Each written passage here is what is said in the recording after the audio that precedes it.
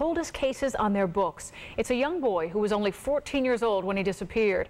Now nearly 30 years have gone by, but his loved ones are not giving up hope. You're always looking and wondering. That's what it's meant to me. I have no peace at all. I have nightmares all the time, dream about him all the time. From her home in East Hartford, Connecticut, Carol Allard Burgess has agonized about her son, Paul Allard. He was staying with relatives in South Miami-Dade when he was last seen alive on August 30th, 1976. This is what he'd look like today. Even if he's 43 years old today, he's still out there. Allard had called his mother in Connecticut saying he wanted to come home. An uncle was going to pick him up. But earlier that morning, he started walking along Bird Road by 112th Avenue to this plaza where a 7-Eleven store was located. He never got there. I just feel like Paul might have got on the road, tried to hitchhike home or hitchhike wherever he was going to go, and caught the ride with the wrong person. Today, Allard's aunt from Orlando and cousins from South Miami-Dade returned to Bird Road with Dinorah Perry, the founder of Missing Children International Ministries. They persuaded Miami-Dade police to reopen this case. Somebody, somewhere knows something about Paul. Dead or alive, they know it. And I have to find that person. Police can now use technology that wasn't available before. Back in 1976, there was no DNA.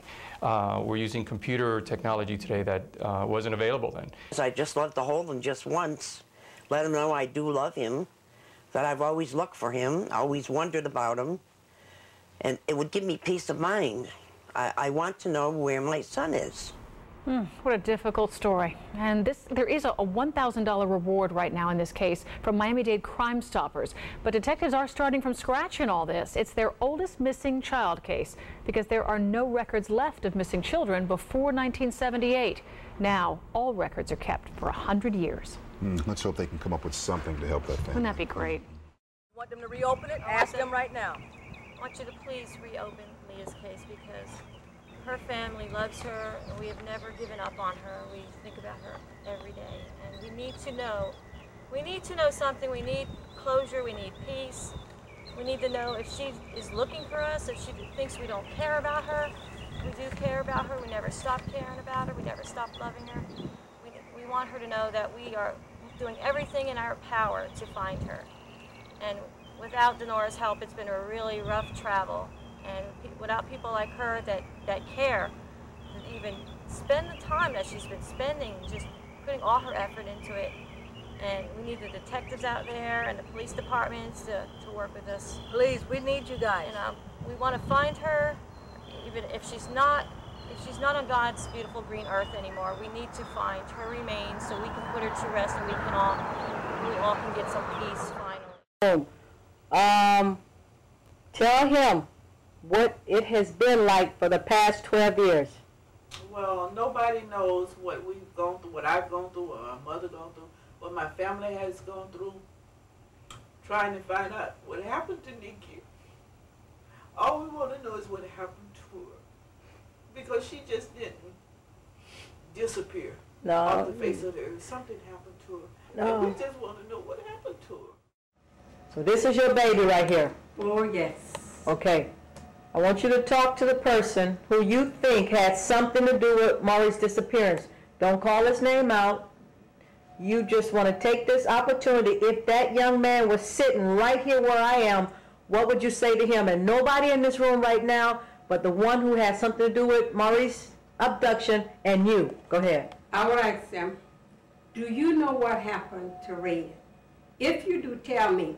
I'm not wanting to get you in no trouble. I just like to know what happened to him. We would love to have closure. It's living one day to another. Don't know, and that's what hurt. Don't know.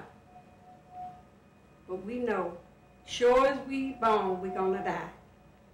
And what's never gonna be, we can't change it. Because God is in the plan. So he's sitting right here. He's not saying anything, and you talking to him. Anything else you want to say to him? To the person? Yes. If you was in his shoe, wouldn't you think if a person knows what happened to you, you would want them to tell your mother what happened? And to me, friends is friends. You don't hide nothing from your friend's family if you're their friend. Regardless, if you can't change it, you could at least tell us what happened. They don't want to talk. They just rather die. You think they would rather die than release the remains of those children? Oh, yeah. That's cold. That's out and out cold.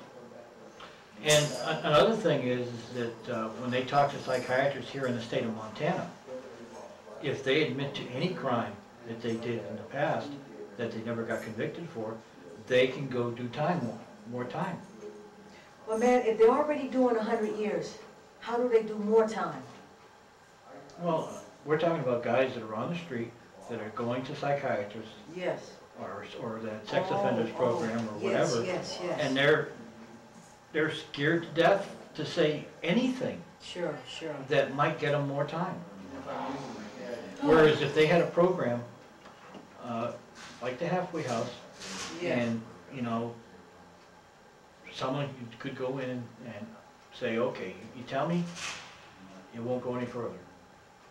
I mean, by law, a psychiatrist or a therapist has to report it. I found that out by law. Well, what about if you're a Catholic and you go to the priest? I don't know how that works, but you know how you go to the father and you tell him your whole story? Can that priest keep that? He has to, by church law. Okay, then you just told me they can't do it. So you said only Christian, but he's not a therapist. Oh, according to Montana law, only a therapist or a psychiatrist has to report it. I follow you, I follow you. So if that inmate, if that person went to a priest and said, hey, look. And as long as they have to do that, no sex offender will ever be cured. Say it again, say it again. No sex offender will ever be cured as long as that's a law. Which law? Where a psychiatrist or therapist has to report anything that person admits to that was not convicted. There's no way that he could ever be cured.